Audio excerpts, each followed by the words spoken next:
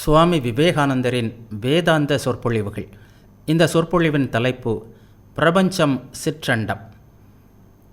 மனித மனம் இயல்பாகவே புறத்தில் செல்ல விரும்புகிறது. பொறிகளாகிய பாதைகள் வழியாக உடலுக்கு வெளியே அது தொடர்பு கொள்ள விரும்புவது போல் உள்ளது. கண் பார்க்க வேண்டும், காதுகள் கேட்க வேண்டும், மற்ற புலன்கள் புற உலகை உணர வேண்டும். இயல்பாகவே இயற்கையின் அழகும் நுட்பமும் தான் முதலில் மனிதனின் கருத்தை கவர்கிறது. மனித மனதில் புற உலகத்தை பற்றிய கேள்விகளே முதலில் எழுந்தன.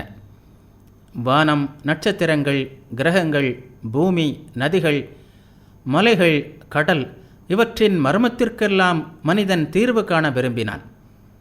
இருட்டில் தட்டுத்தடுமாறி கொண்டிருந்த மனித மனம் முதலில் புற உலகத்தையே அறிய விரும்பியது என்பதற்கான ஆதாரங்களை உலகின் எல்லா பழைய மதங்களிலும் நாம் காணலாம்.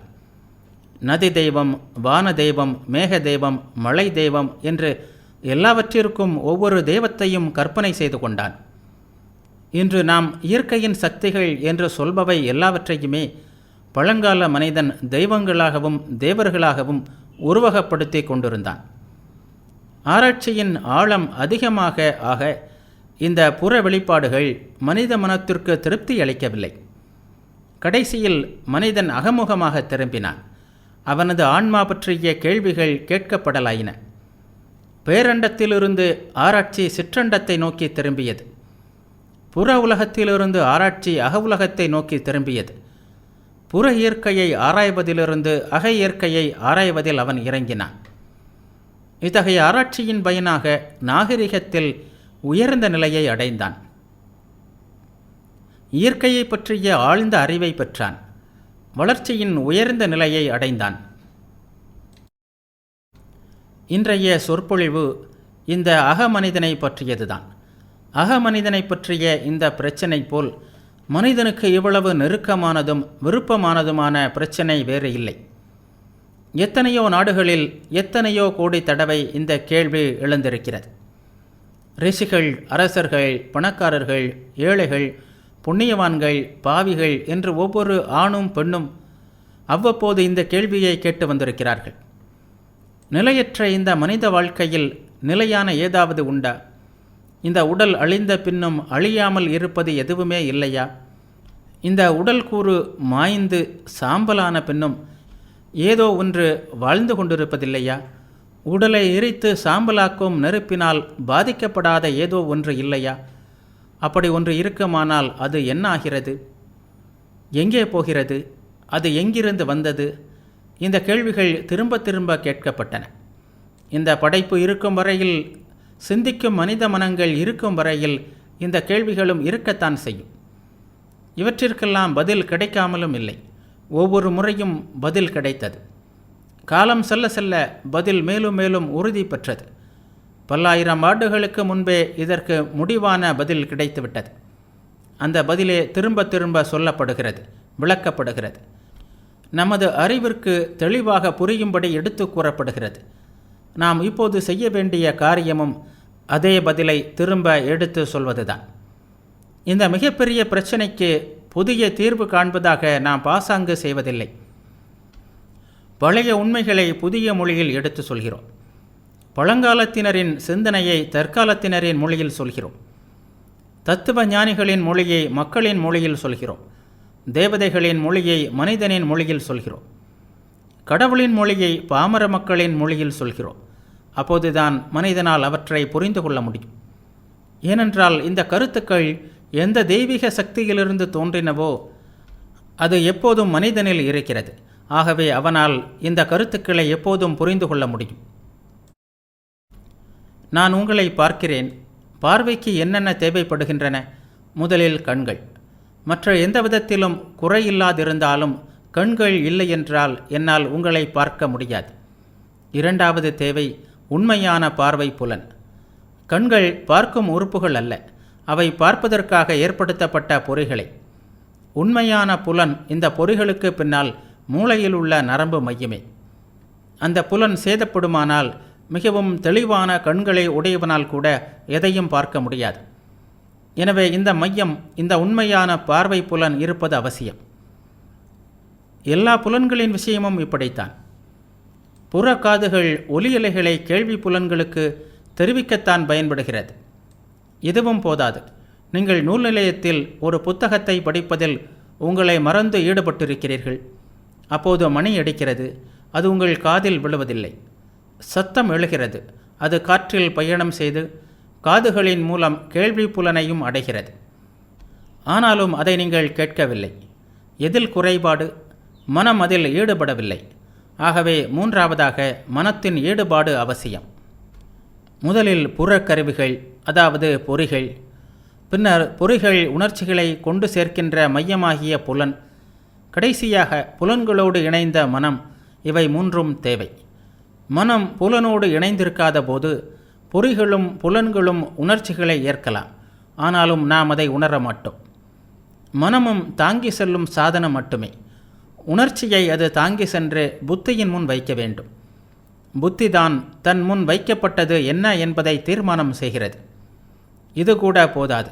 புத்தி எல்லாவற்றையும் தாங்கி சென்று உடலுக்குள் அதிபதியாக சிம்மாசனத்தில் விற்றிருக்கும் ஆன்மாவாகிய அரசனின் முன் சமர்ப்பிக்க வேண்டும்.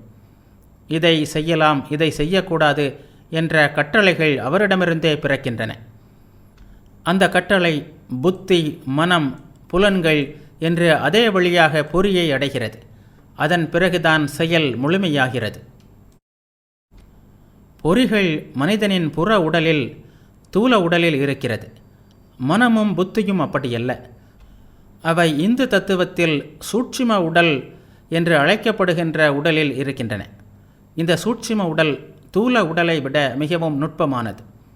ஆனால் இது ஆன்மாவல்ல. ஆன்மா இவை எல்லாவற்றையும் கடந்தது. தூல உடல் சில வருடங்களில் அழிந்து விடுகிறது. ஒரு சிறு காரணம் கூட அதை அழித்துவிடும். சூட்சும உடல் அவ்வளவு சுலபமாக அழியாது. ஆனாலும் சில வேளைகளில் அது சக்தியை இழக்கிறது. மற்ற வேளைகளில் வலிமையாக இருக்கிறது. வயதானவனின் மனம் பலவீனம் அடைகிறது. உடல் சுறுசுறுப்பாக இயங்கும்போது மனமும் சுறுசுறுப்பாக இயங்குகிறது. பல்வேறு மருந்துகளும் போதைப் பொருட்களும் மனத்தை பாதிக்கின்றன. வெளியில் இருக்கும் எல்லாமே அதை பாதிக்கின்றன. மனமும் வெளி உலகை எதிர்கொள்கிறது. இவையெல்லாம் நமக்கு தெரியும். உடலுக்கு போலவே மனதிற்கும் எழுச்சியும் வீழ்ச்சியும் உண்டு. ஆகவே மனம் ஆன்மாவல்ல. ஏனெனில் ஆன்மாவுக்கு அழிவோ வீழ்ச்சியோ கிடையாது. அது எப்படி நமக்கு தெரியும்?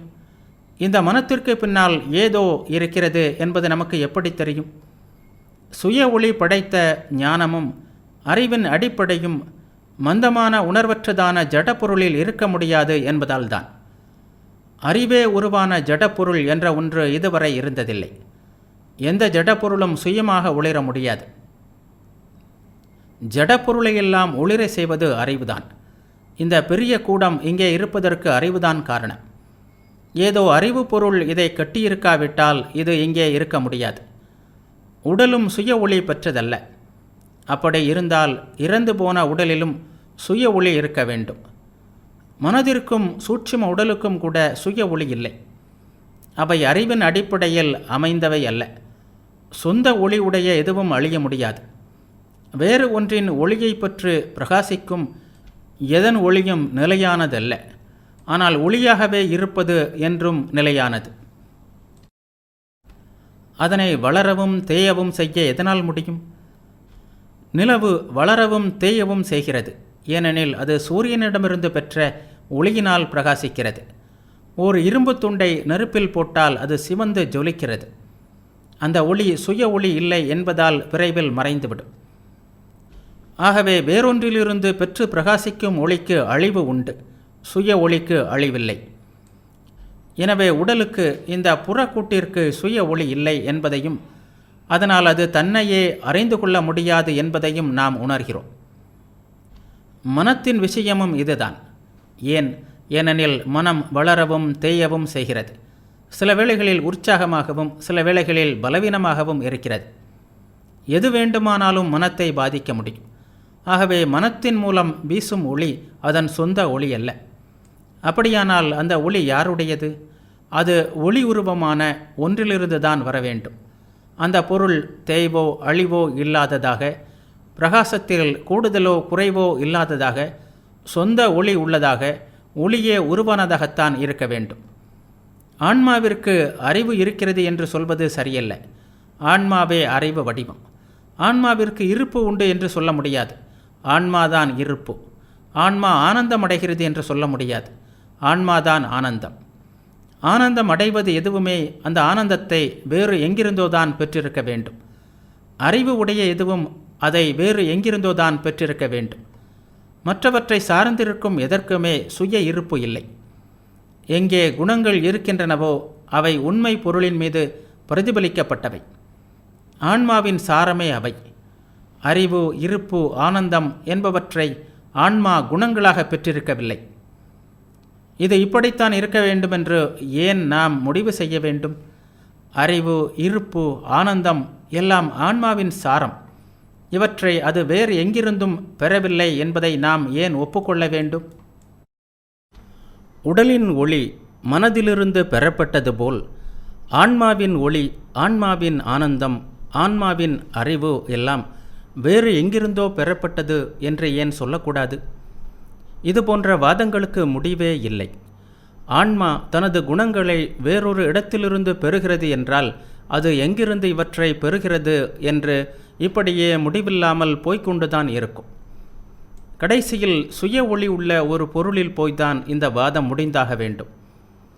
எனவே தர்க்க ரீதியாக விஷயத்தை முடிப்பதற்கு சுய ஒளி உள்ள பொருள் இருக்கிறது என்ற நிலை வந்தவுடன் வாதத்தை நிறுத்திக் கொள்வதுதான் ஒரே வழி. ஆகவே மனிதன் என்பவன் முதலில் வெளிப்போர்வையாகிய தூல உடல், இரண்டாவது மனம், புத்தி, நான் உணர்வு இவற்றை கொண்ட சூட்சும உடல், இவற்றால் ஆக்கப்பட்டவன் என்பதை காண்கிறோம். இவற்றிற்கு பின்னால்தான் மனிதனின் உண்மையான ஆன்மா இருக்கிறது. தூல உடலின் குணங்களும் சக்திகளும் மனதிலிருந்து பெறப்பட்டவை. மனம், அதாவது சூட்சும உடல், சக்திகளையும் ஒளியையும் அதன் பின்னால் இருக்கும் ஆன்மாவிடமிருந்து பெறுகிறது. இந்த ஆன்மாவின் இயல்பை பற்றிய பல கேள்விகள் இப்போது எழுகின்றன. ஆன்மா சுய ஒளி பெற்றது. அறிவு, இருப்பு, ஆனந்தம் இவற்றை சாரமாக கொண்டது. அதாவது சச்சிதானந்த இயல்புடையது என்ற வாதத்திலிருந்து ஆன்மாவின் இருப்பு நிரூபிக்கப்பட்டால் ஆன்மா படைக்கப்பட்டதாக இருக்க முடியாது என்பது உறுதியாகிறது. சொந்த ஒளி உள்ள பிற எதையும் சாராத எந்த பொருளும் வேறு எதிலிருந்தும் தோன்றியதாக இருக்க முடியாது. அது எப்போதும் இருந்தது. அது இல்லாத காலமே இல்லை. ஆன்மா இல்லை என்றால் காலம் எப்படி இருக்க முடியும்? காலம் ஆன்மாவில்தான் இருக்கிறது. ஆன்மா தனது சக்திகளை மனத்தின் மீது பிரதிபலிக்க செய்து மனம் சிந்திக்க தொடங்கும் போதுதான் காலம் பிறக்கிறது. ஆன்மா இல்லை என்றால் நிச்சயமாக எண்ணம் எதுவும் இல்லை. எண்ணம் இல்லாமல் காலம் இல்லை.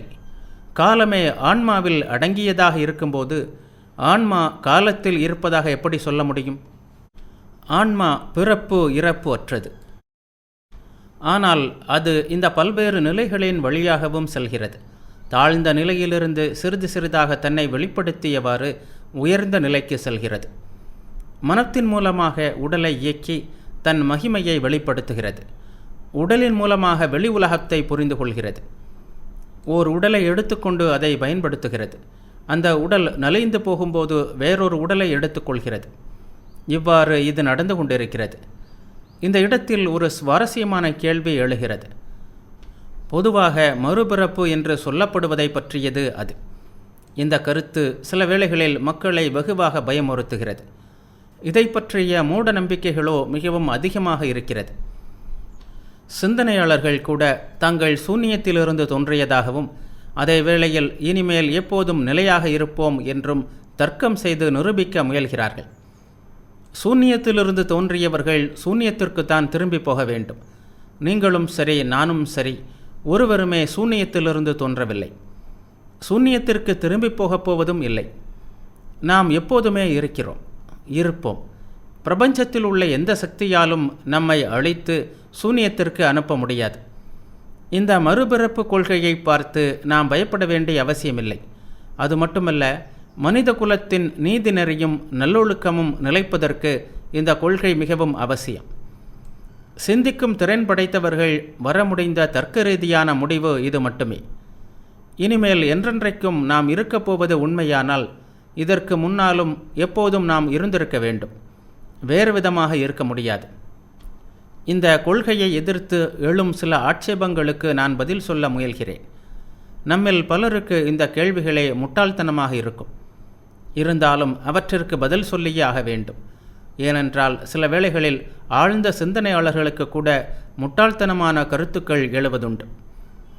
எவ்வளவு முட்டாள்தனமான தவறான கருத்துக்களையும் ஆதரிக்கும் தத்துவ ஞானிகள் இருந்திருக்கிறார்கள் என்று யாரோ நன்றாகத்தான் சொல்லியிருக்கிறார்கள். நமக்கு ஏன் முற்பிறவி நினைவு வருவதில்லை என்பதே முதல் ஆட்சேபம். இந்த வாழ்க்கையிலேயே பல வருடங்களுக்கு முன்பு நடந்த விஷயங்கள் நினைவில் இருக்கின்றனவா? குழந்தைகளாக இருந்தபோது என்ன செய்தோம் என்பது நம்மில் எத்தனை பேருக்கு நினைவில் இருக்கிறது? நம்மில் யாருக்குமே நமது குழந்தை பருவம் நினைவில் இல்லை. நம்முடைய இருப்புக்கு நினைவே ஆதாரம் என்றால் இந்த வாதத்தின்படி நமக்கு குழந்தை பருவமே இருக்கவில்லை என்றுதான் சொல்ல வேண்டும். நம் குழந்தை பருவம்தான் நம் நினைவில் இல்லையே. நம் இருப்புக்கு நம் நினைவே ஆதாரம் என்று சொல்வது கலப்படமற்ற முட்டாள்தனம். இறந்த காலத்தை நாம் ஏன் தான் நினைக்க வேண்டும்? அந்த பழைய மூளை சிதறுண்டு போய்விட்டது. இப்போது நமக்கு இருப்பது புதிய மூளை. நமது கடந்த கால சம்ஸ்காரங்களின் மொத்தமே இந்த பிறவியில் புது மூளையாக உருவெடுத்திருக்கிறது. நமது மனம் இந்த புதிய மூளையுடன் தான் புதிய உடலை எடுத்திருக்கிறது. என்னுடைய எல்லையற்ற முற்பிறவிகளின் பலனே இப்போது இங்கே நின்று கொண்டிருக்கும் நான். என் முற்பிறவிகளை நினைவுபடுத்தி கொள்ள வேண்டிய அவசியம் என்ன? உண்மையை நேருக்கு நேர் கண்ட ஒரு பழங்கால ரிஷியோ முனிவரோ ஏதாவது சொன்னால் உடனே தற்கால மக்கள், ஓ, அவர் ஒரு முட்டாள் என்று கூறிவிடுவார்கள். பெயரை மட்டும் மாற்றுங்கள். ஹக்ஸ்லி சொன்னார், டிண்டால் சொன்னார் என்றால் அது உண்மையாகத்தான் இருக்க வேண்டும். அது வேத வாக்கு. பழைய மூடநம்பிக்கைகளுக்கு பதிலாக புதிய மூடநம்பிக்கைகள், பழங்கால மத ஆச்சாரியர்களுக்கு பதிலாக புதிய விஞ்ஞான ஆச்சாரியர்கள், அவ்வளவுதான். ஆகவே முற்பிறவி நினைவை பற்றிய ஆட்சேபம் பயனற்றது என்பது தெரிகிறது. மறுபிறவி கொள்கையை எதிர்த்து எழும் முக்கியமான ஆட்சேபம் இது ஒன்றுதான். முற்பிறவி நினைவுகள் இருக்க வேண்டும் என்பது மறுபிறவி கொள்கைக்கு அவசியமில்லை என்று கண்டோம். ஆனாலும் இந்த முற்பிறவி நினைவுகள் சில வேளைகளில் வருகின்றன என்பதற்கு ஆதாரம் இருக்கிறது. எந்த பிறவியில் நாம் முக்தர்களாக ஆகிறோமோ அந்த பிறவியில் நம்முடைய எல்லா முற்பிறவி நினைவுகளும் நம் ஒவ்வொருவருக்கும் வரும். அப்போதுதான் இந்த உலகமே ஒரு கனவு என்பதை நாம் உணர்வோம். அப்போதுதான் உலகமே ஒரு நாடக மேடை, நாமெல்லாம் அதில் நடிக்கும் நடிகர்கள் என்பதை நம் அந்தராத்மாவில் உணர்வோம். அப்போதுதான் பற்றின்மை என்ற கருத்து நம்மிடம் இடிபோல் உறுதியாக நிலை பெறும். அப்போதுதான் வாழ்க்கையின் இன்பத்திற்கான தாகம், உலகின் மீதும் வாழ்வின் மீதும் நமக்குள்ள மோகம் எல்லாம் என்றென்றைக்குமாக மறையும். இவற்றையெல்லாம் எத்தனை முறை அனுபவித்திருக்கிறோம்? எத்தனை கோடி தந்தையர், அன்னையர், மகன்கள், மகள்கள், கணவர்கள், மனைவிகள், உற்றார், உறவினர், பணம், பலம் எல்லாவற்றையும் பெற்று வாழ்ந்திருக்கிறோம் என்பது அப்போதுதான் வெட்ட வெளிச்சமாக தெரியும். அவையெல்லாம் வந்து போய் கொண்டிருக்கின்றன. எவ்வளவு தடவை நாம் வாழ்க்கை அலையின் உச்சியில் இருந்திருக்கிறோம்?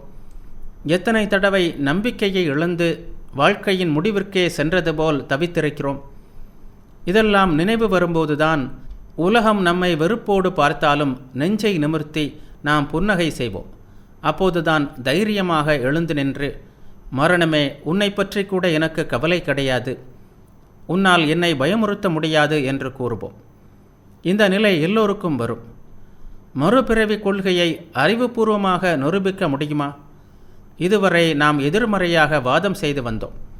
இந்த கொள்கையின் எதிர்வாதங்கள் பயனற்றவை என்று நிரூபித்து விட்டோம். ஆனால் நேர்முகமான நிரூபணம் உண்டா? உண்டு. மிகவும் உறுதியான வாதங்கள் உண்டு. அறிவை வளர்த்து கொள்வதில் மனிதர்களுக்கிடையில் உள்ள வேறுபாட்டை இந்த மறுபிறவி கொள்கை மட்டுமே விளக்க முடியும். முதலில் நாம் அறிவை பெறும் வழியை பற்றி பார்ப்போம். நான் தெருவில் போய்கொண்டிருக்கும்போது ஒரு நாயை பார்க்கிறேன். அது நாய் என்பது எனக்கு எப்படி தெரியும்? நான் என் மனதில் அதை தேடுகிறேன். எனது கடந்த கால அனுபவங்களெல்லாம் தனித்தனி அறைகளில் வரிசைப்படுத்தப்பட்டது போல் மனதில் ஒழுங்காக வரிசைப்படுத்தப்பட்டு வைக்கப்பட்டுள்ளது. ஒரு புதிய அனுபவம் கிடைக்கும்போது உடனே அதை என் மனதில் உள்ள பழைய அனுபவங்களோடு ஒப்பிட்டு பார்க்கிறேன். இதே மாதிரி அனுபவம் ஏற்கனவே என் மனதில் இருந்தால் உடனே இரண்டையும் பொருத்தி பார்த்து திருப்தியான முடிவுக்கு வருகிறேன். ஏற்கனவே உள்ள அனுபவங்களோடு புதிய அனுபவம் பொருந்துவதால் நான் பார்ப்பது நாய் என்பதை அறிகிறேன். புதிய அனுபவம் ஏற்கனவே உள்ள பழைய அனுபவம் எதனோடும் பொருந்தாவிட்டால் எனக்கு திருப்தி ஏற்படுவதில்லை. பழைய புதிய அனுபவங்கள் பொருந்தாததால் ஏற்படும் அதிருப்தி நிலையை அறியாமை என்கிறோம். இரண்டு அனுபவங்களும் பொருந்தும்போது ஏற்படும் திருப்தி நிலையை அறிவு என்கிறோம். ஓர் ஆப்பிள் கீழே விழுந்தபோது மனிதன் திருப்தி அடையவில்லை. பிறகு எல்லா பழங்களும் கீழே விழுகின்றன என்று படிப்படியாக கண்டறிந்து அவ்வாறு செய்யும் சக்தியை புவியீர்ப்பு சக்தி என்று அழைத்தான்.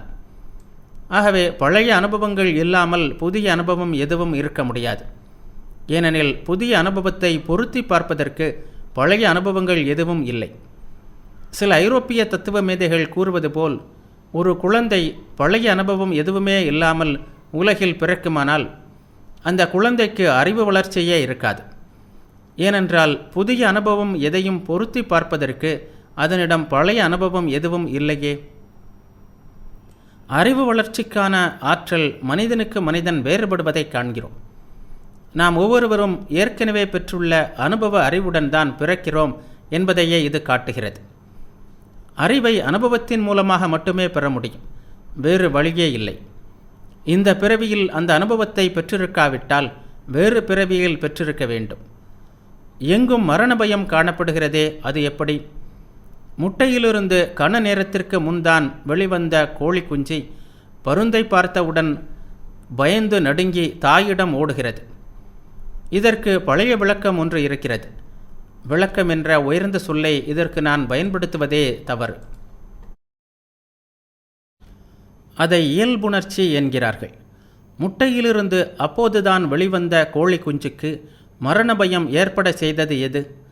கோழியால் அடைகாக்கப்பட்டு பொறித்து அப்போதுதான் வெளிவந்த வாத்து குஞ்சு தண்ணீரை கண்டவுடன் அதில் குதித்து நீந்த தொடங்குகிறதே, அது எப்படி?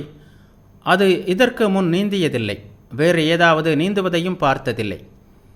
மனிதர்கள் அதை இயல்புணர்ச்சி என்கிறார்கள். இது பெரிய வார்த்தை தான். ஆனால் இந்த வார்த்தை புதிதாக எதையும் நமக்கு விளக்கவில்லை. இந்த இயல்புணர்ச்சி என்பதை நாம் சிறிது ஆராய்வோம். ஒரு சிறுமி பியானோ வாசிக்க ஆரம்பிக்கிறாள். முதலில் சில காலம் அவள் மிகவும் கவனமாக ஒவ்வொரு கட்டையிலும் கை வைத்து பழக வேண்டும். வருடக்கணக்காக வாசித்து பழகிய பிறகோ பியானோ வாசிப்பது ஏறக்குறைய அனிச்சை செயலாகிவிடுகிறது, இயல்பாக வந்து விடுகிறது. முதலில் உணர்வு பூர்வமாக செய்ததை பின்னர் எந்திரகதியில் செய்ய முடிகிறது. நிரூபணம் இன்னும் முழுமையாகவில்லை. ஒரு பாதிக்கு விளக்கம் தேவைப்படுகிறது. அதாவது அனிச்சையான இயல்புணர்ச்சி செயல்கள் எல்லாவற்றையுமே மனதின் கட்டுப்பாட்டிற்குள் கொண்டு வர முடியும் என்பதே அது. உடம்பில் உள்ள ஒவ்வொரு தசையையும் சித்தத்தின் கட்டுப்பாட்டிற்குள் கொண்டு வர முடியும். இது எல்லோருக்கும் நன்றாக தெரிந்த விஷயம்தான்.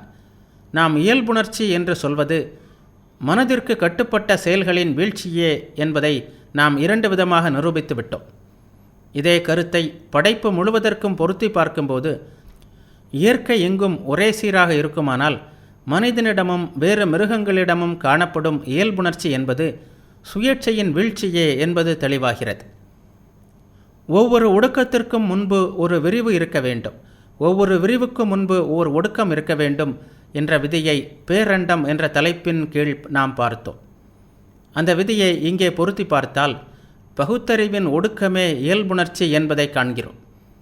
எனவே மனிதர்களிலோ மிருகங்களிலோ நாம் காணும் இயல்புணர்ச்சி என்பது மனத்திற்கு கட்டுப்பட்ட செயல்களின் வீழ்ச்சியும் ஒடுக்கமுமே என்பது தெளிவு.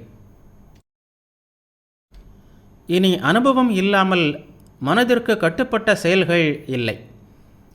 அறிவுக்கு அனுபவமே காரணம். பிறக்கும்போதே எல்லா உயிர்களுக்கும் அந்த அறிவு இருக்கிறது. மரண பயம், வாத்து குஞ்சுக்கு பிறந்தவுடனேயே நீந்த தெரிவது, மனிதர்களின் அனிச்சை செயல்கள் போன்ற எல்லா இயல்புணர்ச்சிகளும் முன் அனுபவத்தின் விளைவுகளே. இதுவரை நாம் தெளிவாக ஆராய்ந்து வருகிறோம். இதுவரை தற்கால விஞ்ஞானமும் நமக்கு ஒத்துப்போகிறது. ஆனால் இங்கே இன்னொரு பிரச்சனை எழுகிறது. தற்கால விஞ்ஞானிகள் ஆராய்ச்சியின் மூலம் புராதன ரிஷிகளின் கருத்துக்களுக்கே திரும்பி வந்து கொண்டிருக்கிறார்கள். அவர்கள் அவ்வாறு வந்தது வரை இரண்டு கருத்துக்களும் முற்றிலுமாக ஒத்துப்போகின்றன. ஒவ்வொரு மனிதனும் ஒவ்வொரு மிருகமும் முன் அனுபவத்துடனேயே பிறப்பதையும் மனத்தின் எல்லா இயக்கங்களுக்கும் முன் அனுபவமே காரணம் என்பதை விஞ்ஞானிகள் ஒப்புக்கொள்கிறார்கள். ஆனால் அந்த அனுபவம் ஆன்மாவிற்கு சொந்தம் என்று சொல்வதில் என்ன பயன்? அது உடலுக்கு மட்டுமே சொந்தம் என்று ஏன் சொல்லக்கூடாது? அது ஏன் பரம்பரை குணமாக இருக்கக்கூடாது என்று அவர்கள் கேட்கிறார்கள். கடைசி கேள்வி இதுதான். நாம் பிறக்கும்போது நம்முடன் பிறக்கும் அனுபவங்கள் நம் முன்னோர்களுடைய அனுபவங்களின் மொத்த பலனே என்று ஏன் சொல்லக்கூடாது? முதல் உயிரணுவிலிருந்து முழுமையடைந்த மனிதன் வரை பெற்ற அனுபவங்களின் மொத்த தொகுதி நம்முள் இருக்கிறது. அது பரம்பரையாக ஒவ்வொரு உடல் வழியாகவும் தொடர்ச்சியாக வந்துள்ளது. இதை ஏற்றுக்கொள்வதில் என்ன சிக்கல் என்று கேட்கிறார்கள். கேள்வி நன்றாகத்தான் இருக்கிறது. பரம்பரை குணக்கருத்தை நாம் ஓரளவு ஒப்புக்கொள்ளவே செய்கிறோம். ஆனால் எதுவரை ஒப்புக்கொள்கிறோம்? மூலப்பொருள், அதாவது உடல் என்பது பரம்பரை குணத்திற்கு உட்பட்டது என்பது வரைதான். உடல் மட்டும்தான் பரம்பரையாக வருகிறது. அதாவது நம்முடைய முன்வினை பயனால் குறித்த ஓர் உடலில் நாம் பிறக்கிறோம். நம்முடைய ஆன்மாவை தங்கள் குழந்தையாக பெறுவதற்கு தகுதியுள்ள பெற்றோர்கள் அந்த உடலுக்கான உருவத்தை மட்டுமே கொடுக்கிறார்கள். மன அனுபவம் ஜடப்பொருளில் பதிந்திருக்க முடியும், ஒடுங்கியிருக்க முடியும் என்ற நிரூபணமற்ற வினோதமான ஒரு கருத்தை பரம்பரை குணக்கொள்கை நம்முன் வைக்கிறது. நான் உங்களை பார்க்கும்போது என் மனமாகிய ஏரியில் ஓர் அலை எழுகிறது. பின்னர் அது அடங்கிவிடுகிறது. ஆனால் நுட்பமான உருவத்துடன் சம்ஸ்காரமாக என் மனதில் பதிகிறது. உடலாகிய பொருளில் ஒரு பௌதிக பதிவு இருக்க முடியும். அதை நாம் புரிந்து கொள்ளலாம். ஆனால் அழியும் இயல்புடைய உடலில் மனப்பதிவு இருக்க முடியும் என்று எப்படி யோகிக்க முடியும்? மனப்பதிவை எது எடுத்து செல்கிறது? சரி, மனப்பதிவு ஒவ்வொன்றும் உடலில் பதிந்திருக்க முடியும் என்றே வைத்துக்கொள்வோம். முதல் மனிதனிலிருந்து என் தந்தை வரை ஒவ்வொருவருக்கும் ஏற்பட்ட ஒவ்வொரு பதிவும் என் தந்தையின் உடலில் இருந்ததாகவும் வைத்துக்கொள்வோம். அது என் தந்தையிடமிருந்து எனக்கு எப்படி வந்தது? உயிரணுவின் மூலமாகவா? அது எப்படி இருக்க முடியும்? ஏனென்றால் தந்தையின் உடல் அப்படியே குழந்தைக்கு வருவதில்லை. ஒரே தாய் தந்தையருக்கு பல குழந்தைகள் இருக்கலாம். அப்படியானால் பரம்பரை குணக்கொள்கையின்படி பதிவும் பதிக்கப்பட்ட பொருளும் ஒன்று என்றால் ஒவ்வொரு குழந்தை பிறக்கும்போதும் தங்கள் பதிவில் ஒரு பகுதியை பெற்றோர்கள் இழக்க வேண்டும். அல்லது பெற்றோர்கள் தங்கள் பதிவுகள் முழுவதையும் முதல் குழந்தைக்கு கொடுத்துவிட்டால் முதல் குழந்தை பிறந்த பிறகு பெற்றோர்களின் மனம் சூன்ய பிரதேசமாகத்தான் இருக்க வேண்டும். சரி, இதுவரை கடந்து சென்ற எல்லா காலங்களின் பதிவுகளும் உயிரணுவில் இருந்தால் அது எங்கே இருக்கிறது? எப்படி இருக்கிறது? அது சாத்தியமில்லாத ஒன்று. அந்த உயிரணுவில் எங்கே, எப்படி அந்த பதிவுகள் இருக்கின்றன என்பதை உடலியல் வல்லுநர்கள் நிரூபிக்கும் வரையிலும், உடலிலுள்ள உயிரணுவில் மனப்பதிவு தூங்கிக் கொண்டிருக்கிறது என்று சொல்வதன் பொருள் என்ன என்பதை அவர்கள் விளக்கும் வரையிலும் அவர்கள் சொல்வதை ஒப்புக்கொள்ள முடியாது. ஆகவே அனுபவ பதிவு மனதில் இருக்கிறது. மனமே மறுபடியும் பிறக்கிறது. தனக்கு மிகவும் பொருத்தமான உடலை அது பயன்படுத்துகிறது. அத்தகைய ஓர் உடல் கிடைக்கும் வரை அது காத்திருக்கிறது என்பது தெளிவாகிறது. இதை நாம் புரிந்து கொள்கிறோம். ஆன்மாவிற்கு பொருத்தமான உடலை கொடுக்கும் வரை பரம்பரை குணக்கொள்கை சரியாக இருக்கிறது. ஆனால் மனம் உடலுக்கு உடல் தாவிக்கொண்டே இருக்கிறது. அதன் பயணம் தொடர்கிறது.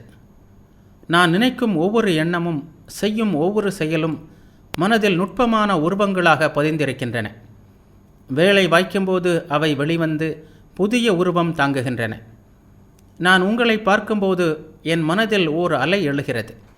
அது ஆழமாக பாய்ந்து சென்று மிக மிக நுட்பமாக மாறுகிறது. ஆனால் அழிவதில்லை. நினைவு வடிவாக மறுபடியும் எழுவதற்கு அது தயாராக இருக்கிறது. இந்த பதிவுகளெல்லாம் என் மனதில் இருக்கின்றன. நான் இறக்கும்போது இந்த பதிவுகளின் ஒட்டுமொத்த பலன் என்னில் எஞ்சி நிற்கும். இங்கே ஒரு பந்து இருக்கிறது. நாம் ஒவ்வொருவரும் கையில் ஒரு மட்டையை எடுத்துக்கொண்டு இந்த பந்தை அடிப்பதாக வைத்துக்கொள்வோம். பந்து இந்த அறைக்குள் அங்குமிங்கும் பறக்கிறது. கதவை அடைத்துவிட்டால் வெளியே பறக்கிறது. அது தன்னுடன் எதை எடுத்துக்கொண்டு போகிறது? அது வாங்கிய அடிகளின் மொத்த பலனையே. பந்து எங்கே போக வேண்டும் என்பதை தீர்மானிப்பது இதுவே. உடல் அழியும்போது ஆன்மாவிற்கு வழிகாட்டுவது எது? அது முதலிலிருந்தே செய்த செயல்கள், நினைத்த எண்ணங்கள் ஆகியவற்றின் மொத்த பலனே. இந்த பலன் மனம் இன்னும் அனுபவம் பெறுவதற்காக புதிய உடலை எடுக்கும் அளவுக்கு இருந்தால், அந்த உடலுக்கு தேவையான மூலப்பொருளை தருவதற்கு தயாராக இருக்கும் பெற்றோர்களை நாடி செல்கிறது. இவ்வாறு அது ஓர் உடலை விட்டு மற்றொரு உடலுக்கு தாவுகிறது. சில வேளைகளில் ஏதாவது ஒரு சொர்க்கத்திற்கு போகிறது. திரும்பவும் உலகிற்கு வந்து மனிதனாகவோ மிருகமாகவோ உருவெடுக்கிறது. இவ்வாறு முழு அனுபவம் பெறும் வரையிலும், வட்டத்தை நிறைவு செய்யும் வரையிலும் ஆன்மா இயங்கிக் கொண்டே இருக்கிறது. அதன் பிறகுதான் அது தன் உண்மை இயல்பை அறிகிறது, தான் யார் என்பதை உணர்கிறது. அப்போது அதன் அறியாமை மறைகிறது, அதன் ஆற்றல்கள் வெளிப்படுகின்றன, அது நிறைநிலையை அடைகிறது. அதன் பிறகு ஆன்மா தூல உடலில் மூலம் இயங்க வேண்டியதில்லை. சூட்சுமமான அல்லது மனம் போன்ற நுட்பமான உடல்கள் மூலமாக இயங்கும் அவசியமும் இல்லை. அது தன் ஒளியிலேயே உளர்கிறது, பரிபூரண சுதந்திரம் பெற்றுவிடுகிறது. இனி அது பிறக்க வேண்டியதில்லை, இறக்கவும் வேண்டியதில்லை. இதை பற்றிய விளக்கங்களுக்கு நாம் இப்போது போக வேண்டாம். மறுபிறவி பற்றிய மற்றொரு அம்சத்தை உங்கள் கவனத்திற்கு கொண்டு வர விரும்புகிறேன். மனித ஆன்மாவின் சுதந்திர நிலையை பற்றிய கொள்கையே அது. சொந்த பலவீனங்கள் எல்லாவற்றையும் வேறொருவரின் மீது சுமத்துவது பொதுவாக மனித இயல்பு. மறுபிறவி கொள்கை ஒன்றுதான் இந்த தவறை செய்வதில்லை. நாம் நம்முடைய தவறுகளை பார்ப்பதில்லை. கண்கள் தங்களை தாங்களே பார்த்து கொள்ள முடியாது. பிறர் ஒவ்வொருவருடைய கண்களையும் அதனால் பார்க்க முடியும். நமது குற்றங்களை சுமத்துவதற்கு வேறொருவர் இருக்கும் வரை நாம் நம்முடைய பலவீனங்களையும் தவறுகளையும் மெதுவாகத்தான் புரிந்து கொள்கிறோம். மனிதர்கள் பொதுவாக தங்களை சுற்றியிருப்பவர்கள் மீதே தங்கள் குற்றங்களை சுமத்துகிறார்கள். அது முடியாவிட்டால் கடவுள் மீது சுமத்துகிறார்கள், அல்லது ஒரு பிசாசை கற்பனை செய்து அதன் மீது சுமத்துகிறார்கள். இல்லாவிட்டால் விதி என்பார்கள். விதி எங்கே இருக்கிறது? விதியாக இருப்பது யார்? நாம் விதைத்ததைத்தான் நாம் அறுக்கிறோம். நாம் விதிக்கு நாமே காரணம். பழியாகட்டும் புகழாகட்டும் அதற்கு வேறு யாரும் பொறுப்பல்ல. காற்று வீசுகிறது. பாய்மரம் விரித்த கப்பல்கள் காற்றின் துணையுடன் முன்னேறுகின்றன. பாயை சுருட்டி வைத்திருக்கும் கப்பல்களுக்கு காற்றின் துணை கிடைப்பதில்லை. அது காற்றின் குற்றமா? கடவுளின் கருணை என்னும் காற்று இரவு பகலாக இடையிடின்றி வீசிக்கொண்டிருக்கிறது. அந்த கருணை அழிவற்றது. நம்மில் சிலர் சந்தோஷமும் சிலர் துன்பமும் அடைவது கடவுளின் குற்றமா? நாமே நம் விதியை உருவாக்குகிறோம்.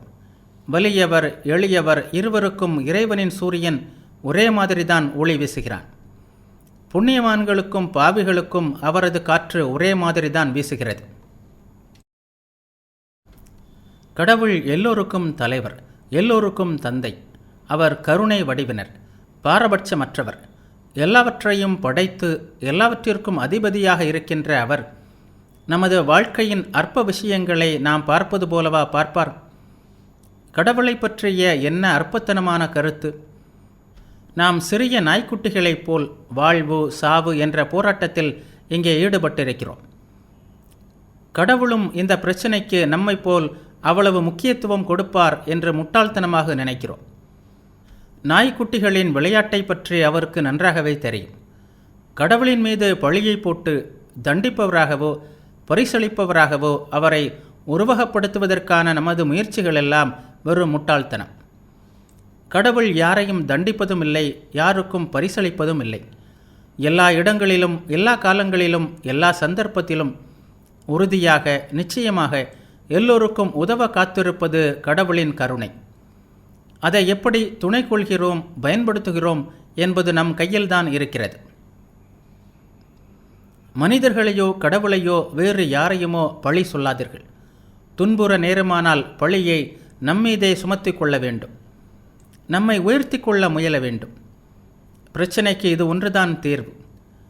அந்தோ பிறர் மீது பழி போடுபவர்கள் நாளுக்கு நாள் அதிகரித்து கொண்டே இருக்கிறார்கள். பொதுவாக அவர்கள் துன்பப்படுபவர்களாக, நம்பிக்கை இழந்தவர்களாக இருக்கிறார்கள். அவர்கள் தங்களுடைய தவறுகளின் மூலமாகவே இந்த கஷ்டத்திற்கு உள்ளாகி இருக்கிறார்கள். ஆனால் பிறர் மீது பழி போடுகிறார்கள். இது அவர்களின் நிலைமையை மாற்றுவதில்லை, அவர்களுக்கு எந்த விதத்திலும் உதவுவதில்லை. பிறர் மீது பழி போட முயல்வது அவர்களை மேலும் பலவீனப்படுத்துகிறது. ஆகவே உங்கள் தவறுகளுக்கு பிறரை பழி சொல்லாதீர்கள். சொந்த காலிலேயே நில்லுங்கள். பொறுப்பை ஏற்றுக்கொள்ளுங்கள். நான் அனுபவிக்கும் இந்த துன்பத்திற்கு நானே காரணம். ஆகவே நானே தான் இதற்கு பரிகாரமும் தேடிக்கொள்ள வேண்டும் என்று உறுதிப்படுத்திக் கொள்ளுங்கள். நான் படைத்ததை நானே அழிக்க முடியும். மற்றவர்கள் படைத்ததை என்னால் அழிக்க முடியாது. ஆகவே எழுந்திருங்கள். உறுதியுடனும் தைரியத்துடனும் இருங்கள்.